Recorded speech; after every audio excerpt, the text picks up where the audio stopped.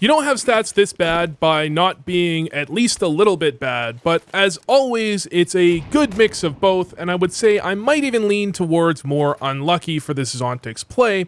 However, there's a lot of tendencies that zont1x has that I think is leading to a lot of Spirit's problems. To be honest, I think Spirit's biggest problems lean towards having predictable not only positions, especially from zont1x, but just general gameplay on their T side. And I've looked quite a bit at Anubis and how Liquid seem to anti-strat Spirit on Anubis, and it's very clear.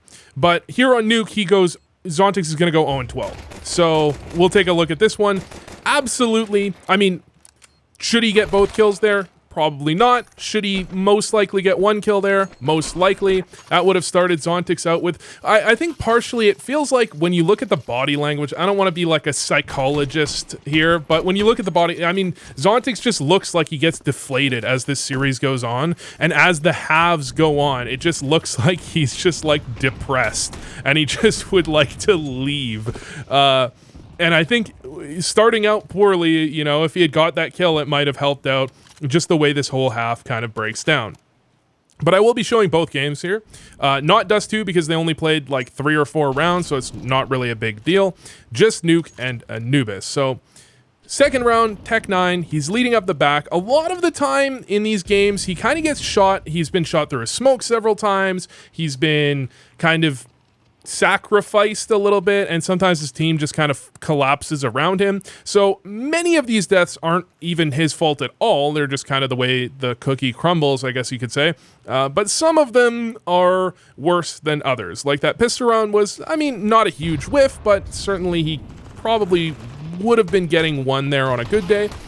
Here, this is just not a good situation in general. He's kind of trapped in between multiple different positions. Arguably, he could have tried to force it because I believe the guy behind Silo was reloading, and he could have tried to force it out here to get the kill. But if he had done that, then there was also a player here that would have traded him at worst anyways. There really wasn't any good outcome there, although you could debate about whether or not he played that perfectly. Into round 3, again with the Tech 9.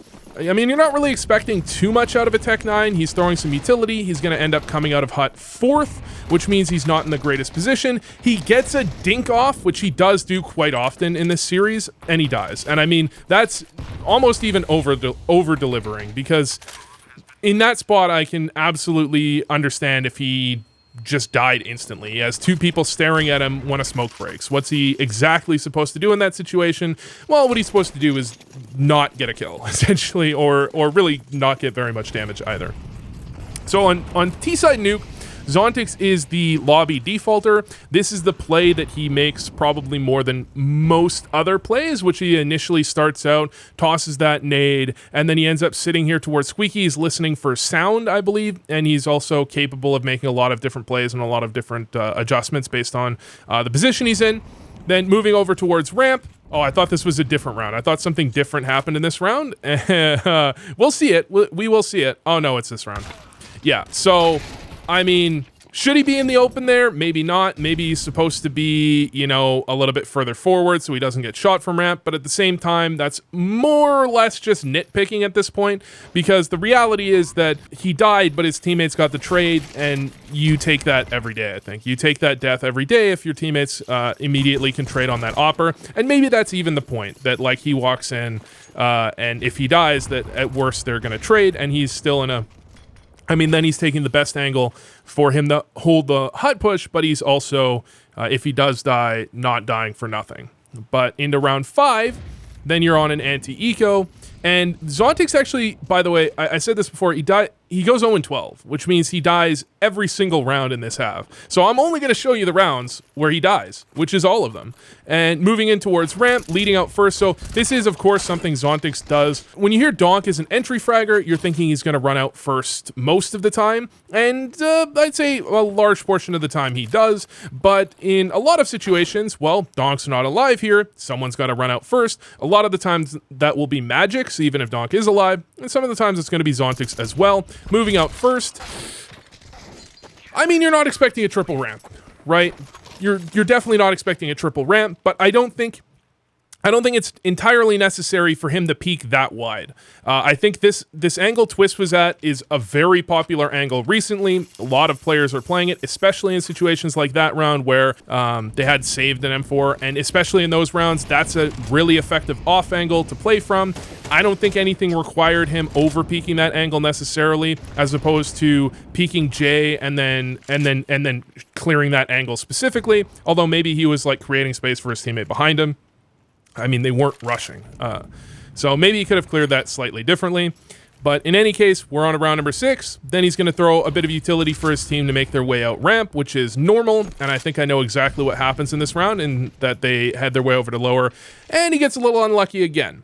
So decent angle to hold J from is that when he was holding, you're kind of aiming between those two railings, which are real things, by the way, which means that if someone flicks over to you and hits one of them, they're not going to give you a ton of damage, where you can be aiming between them. As they move over to actually make their way out, quick molly in towards dark. And Donk will actually make first contact here. He's going to move out, make first contact. zont1x is going to try and swing. And then Naf peeks out and shoots them both in the side. And Naf actually peeks out the other side first, I believe, which means zont1x did have a second to potentially pivot. And he did actually pivot here pretty quickly to react to the information he got. Just didn't hit a great shot. I mean, it's not a whiff, it's just not hitting an amazing shot, and that's completely reasonable.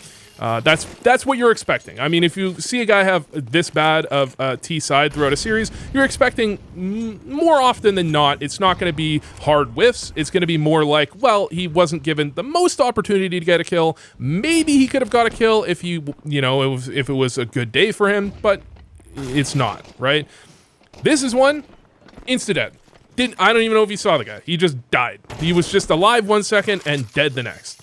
You know, fucking brain aneurysm ass ramp hold from Nav. Round 8. He's 0-7. He's agent zont1x at this point. Toss the molly in towards Mini. There's really not a way to prevent this from happening.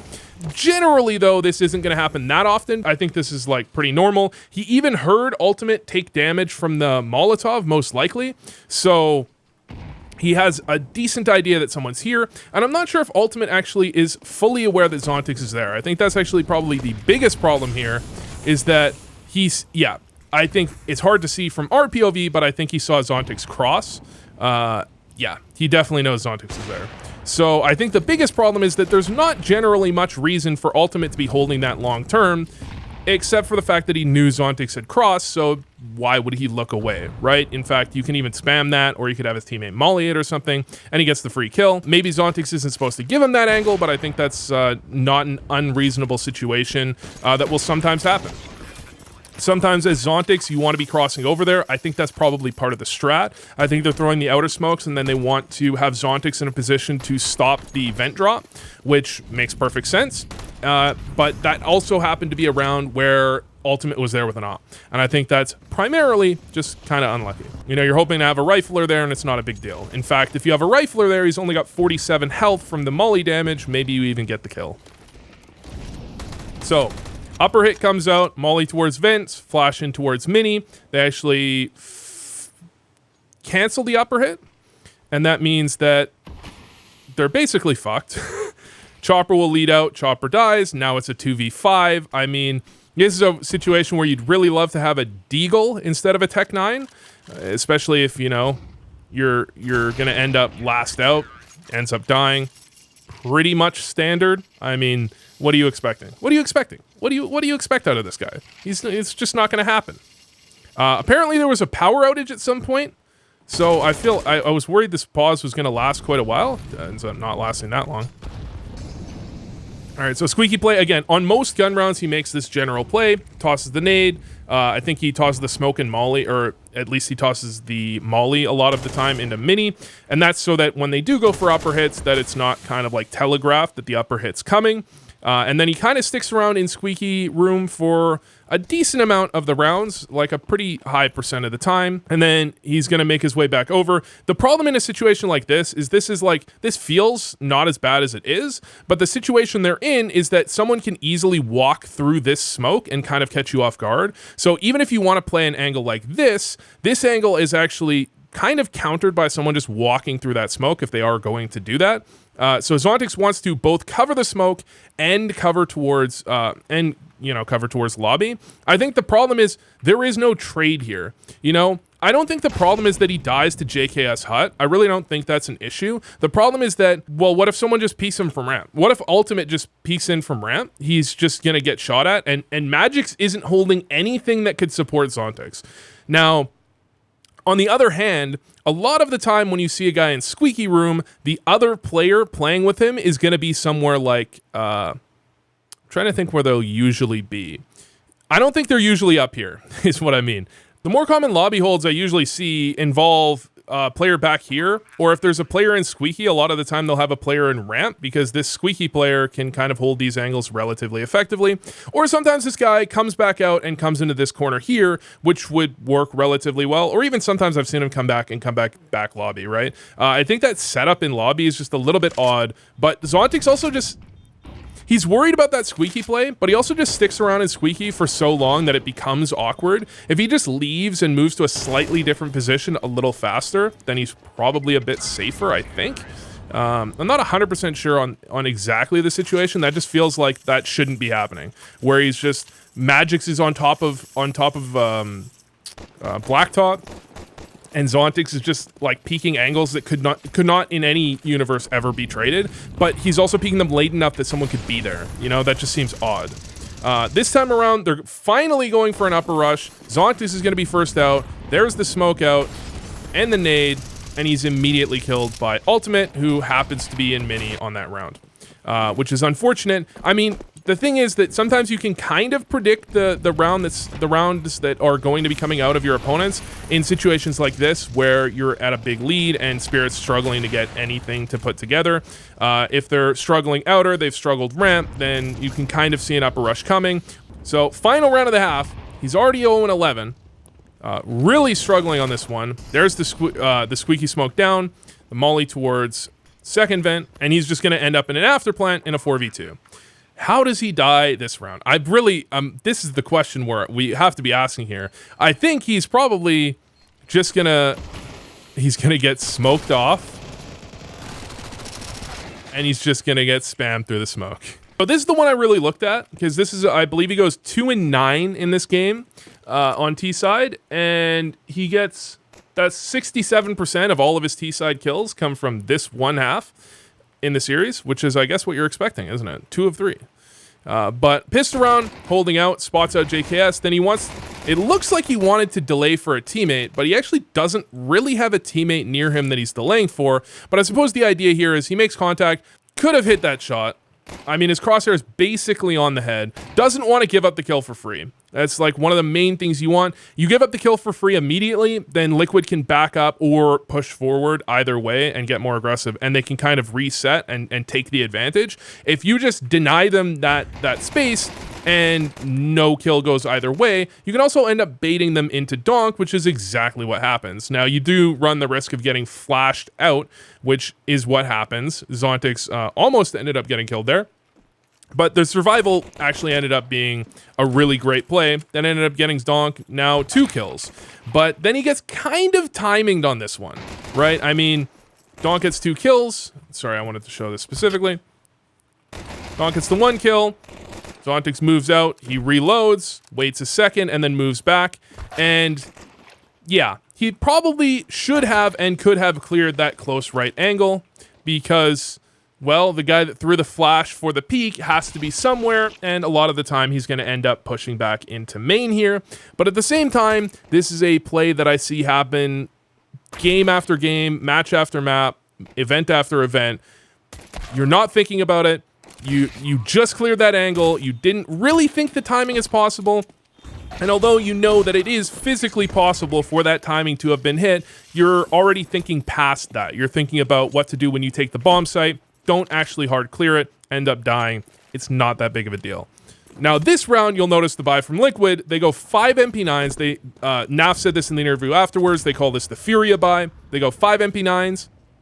They get some utility, and the idea is that you're just catching your opponents off guard. Your opponents might even still be on a bonus round. They might not have the best weaponry to deal with this, and they're expecting a full buy. So they're not really necessarily expecting this type of play, right? Now, if Liquid was up 2-0, then Spirit might be a little bit more ready for this type of play.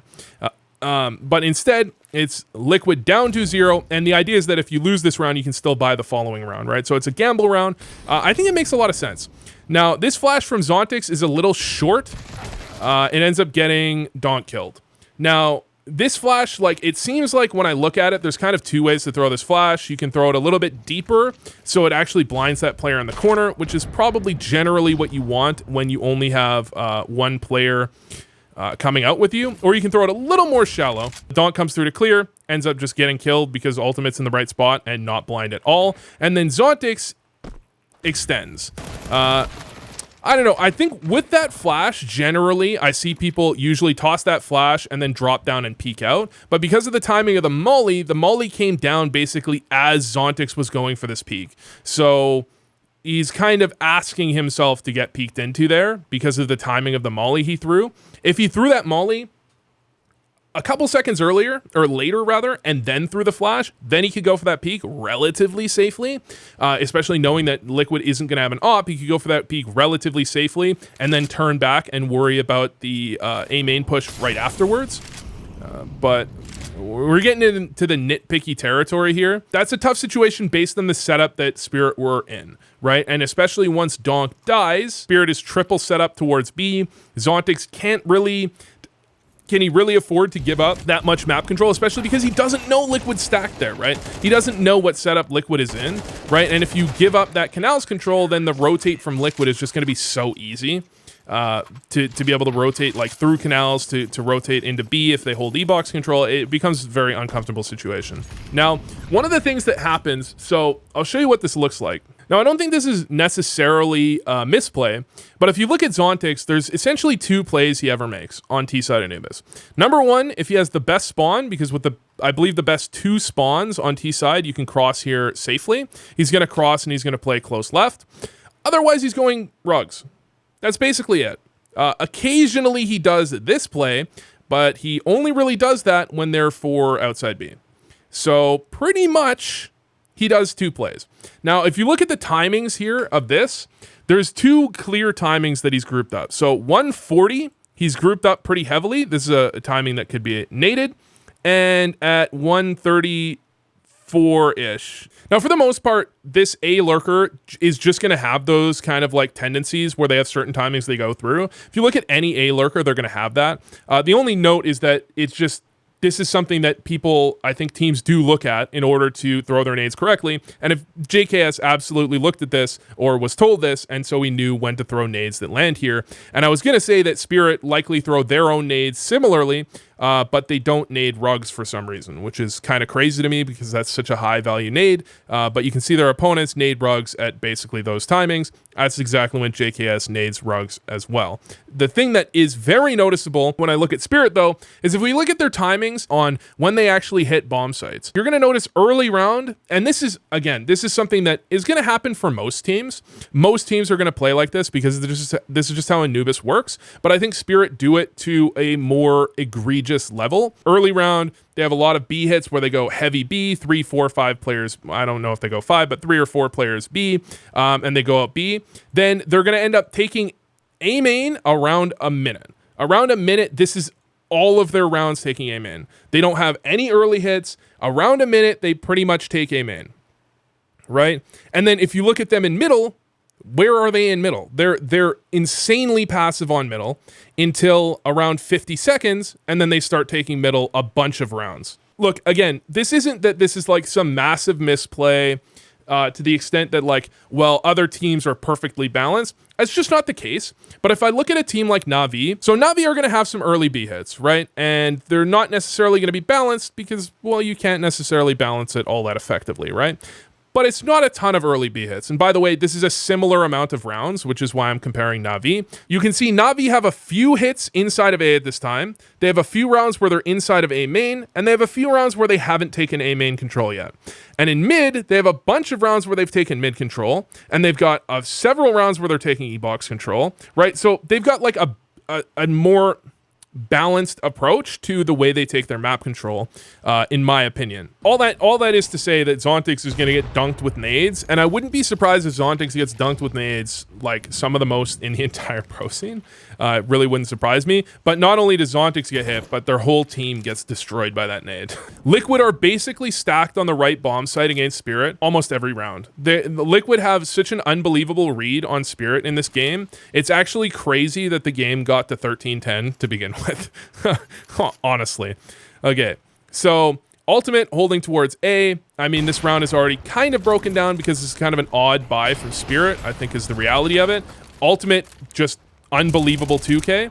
And that leaves, I just started casting the whole game. I'm trying to be looking at zont1x here. They walk into A main with no flash. Okay, they have no utility. So they actually legitimately have to do this. And zont1x is the first guy in. I don't know if I'd have zont1x first in with the bomb. It just kind of gives an unnecessary tell that your whole team's there. I feel like that's probably not entirely necessary to have the first player have the bomb.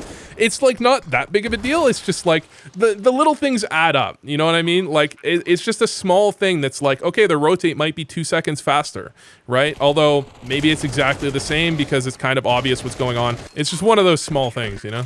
I think he dies the rest of the entire half, although he does find a way to get 2 kills. So here, surprisingly, he gets naded yet again. It's just when you already just went 0-12 T side of the last map, it's one of those things where I'm thinking you're probably not feeling too great when you just get dunked with nades on like the first 2 gun rounds.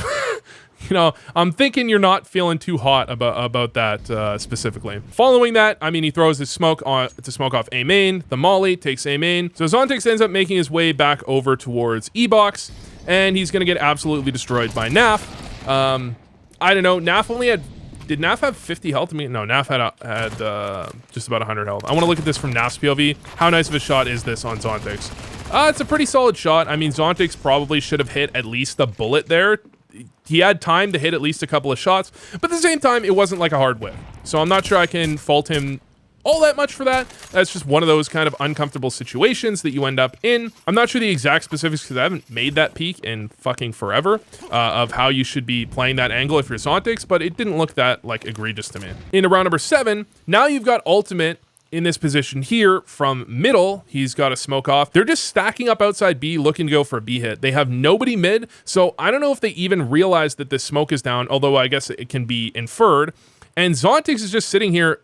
Ultimate can see his shadow over and over and over, and then eventually zont1x is just going to peek out and just die. And not only that, but also zont1x gets dunked by a nade. But following that, Ultimate pretty much immediately rotates over to B. With zont1x there and not carpets, pretty much, I mean, it's pretty obvious there's nobody else there. So Spirit feel like they can't really continue for their B hit because it's kind of obvious what actually is going on here. So they end up rotating back over towards middle. And Ultimate just ends up scoping down this lane for like the rest of the round. I mean, Ultimate a lot of times, although, I mean, if you look at the scoreboard, right, Shiro outperforms Ultimate in this game. Not because Ultimate plays bad, because Shiro just played amazing. But Ultimate locks down these angles that give Liquid the ability to rotate like perfectly into position and constantly be stacked on the right bomb side. I mean, Yakindar is literally rotating mid. They're just leaving B entirely. They've completely left B. They have 3 players on A. They have 3 on A to hold an A hit that they know is coming. JKS is just in the perfect spot. Like, what is supposed to happen here? In what world is Spirit supposed to win this round? Although if Naf hadn't got that kill, it could have gone pretty bad. I mean, Spirit just don't have much of a chance, right? zont1x on a Glock as Shiro wants to lead in. zont1x, again, leading in. He's kind of the sacrificial lamb here. If something's going to happen, he's going to need to get traded. Again, waiting out the smoke. This smoke is eventually going to go down, and then JKS is going to get flashed to peek. And zont1x, I mean, he's got a Glock. He does the best thing he could do. He dinks JKS. You can't really ask for him to get a kill with the Glock against an M4 with that armor, right? It's just not supposed to happen. So he's not expected to get that kill. Not all of this is like perfect counter, like could only be done by counter stratting. Obviously, some of this is kind of just plays itself because of the way that timings work on the map. But I think Spirit's timings are kind of so set in stone, and some of the plays they make are so set in stone that it just kind of makes it easy. You know what I mean? It just kind of makes it a little bit easier than it should be to really have a good idea of what the timings are. zont1x again gets fucking destroyed by nades. So this is 65 damage from nades this round. He has not started a round at 100 health, I don't think, except for the round 3. Well, a gun round, except for round 3, not lit. Now, in this situation, this is kind of an awkward round because zont1x seems like he wants to take A main, but he's got 30 health, which makes it pretty risky because sometimes you try and take A main, you can just get spammed through the smoke for a couple of bullets anyways if someone's like close up and just tries to spam the smoke. He has to go back and grab the bomb, and then because of what happened on the B side of the map, which is that Liquid pushed B and killed both Chopper and Magix, zont1x is not sure probably exactly what to do. He wants to check the T-spawn push. Now, here's the problem. If someone was T-spawn, he just died. Was he picking up the smoke? No, he had the smoke, right? Like, he wasn't picking anything up. Like, look, if someone's here, he's got 30 health. Like, with 100 health, maybe you could get away with this. If someone's here, he's just dead. But then, the reason I said this was a bit of an odd round is because zont1x, their general A main player, is not close enough to Donk to trade. Now, I think this is just an individual play from Donk, that Donk goes out, gets the kill, and then Donk wants to go for a second, and this is like desperation, I feel like, from Donk, where he's like, we're fucked. I'm gonna make a video on Donk specifically. Like, Donk, they're 3v5. He feels the need to make all of the plays to make this one go their way. zont1x fakes the footsteps there, and then he's gonna make his way back. And the fake footsteps, actually, I think is underrated. These fake footsteps, I think, actually do draw, like, they draw ultimate to start moving. Right? I think the fake footsteps did that, and then ultimate moves back, and the casters at the time were talking about, you know, well, Shiro kind of makes it out of nothing, and to some extent he did, of course, yes, but I think zont1x made a pretty big brain play to actually give Shiro a chance there, and it's never going to be noticed on the scoreboard. But then he does get the bomb plant. This is basically the Shiro show. zont1x he's got 30 health. He's kind of fucked. And not only that, but he knows there's one B main. There's not really a great place for him to reposition to. I'm not a huge fan of this position specifically because of exactly what just happened, in that once that B main smoke is down, where exactly is he going? Right? The smoke got naded, so he has to move forward, which just puts him in this awkward spot where he's just gonna get pre-aimed here a good amount of the time. The guy's gonna peek here, nothing, pre-aim there. I think it was a timing thing though, because Shiro cleared this, and then he could have come back, and then off of that contact, they trade, and I think that would be perfectly fine. You're basically just using zont1x as bait, which zont1x is having a tough game, so that's fair. But zont1x got peeked out as Shiro went to clear E-box, which is just, I think, kind of unfortunate. But now we've got a 5-man B play. Okay, a slight adjustment. Did zont1x accidentally make noise here? Yes. That's about how this game's going. zont1x makes a bit of noise dropping down on the box. That's, I mean, not the end of the world, but it's, you know, not exactly what you want to have happen. And would you look at that, zont1x yet again gets fucking dunked by a nade. Dude, this is actually unbelievable. This one is not on him at all. The flash out, nade just lands directly on top of him, 40 damage, bam, done.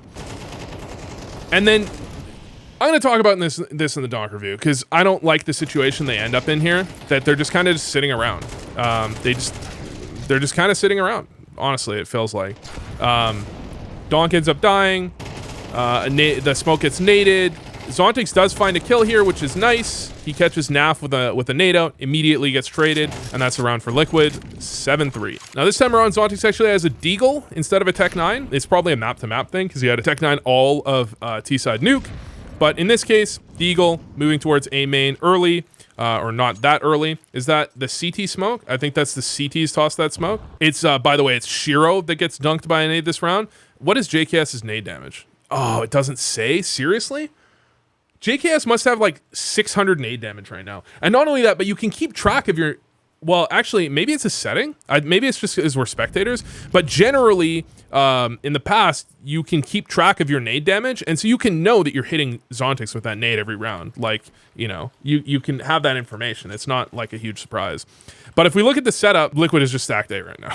So zont1x, Spirit rather, just have to wait out the A main smoke. Eventually, they're going to look to go for the A hit. They get mollied in half, though, so Donk is kind of screwed in that situation. And then they have no utility left, so they just have to run out dry. And this is just not a good spot to be in. And Chopper's the only person that really took any space there. zont1x is kind of stuck near Fountain. Not much he can do.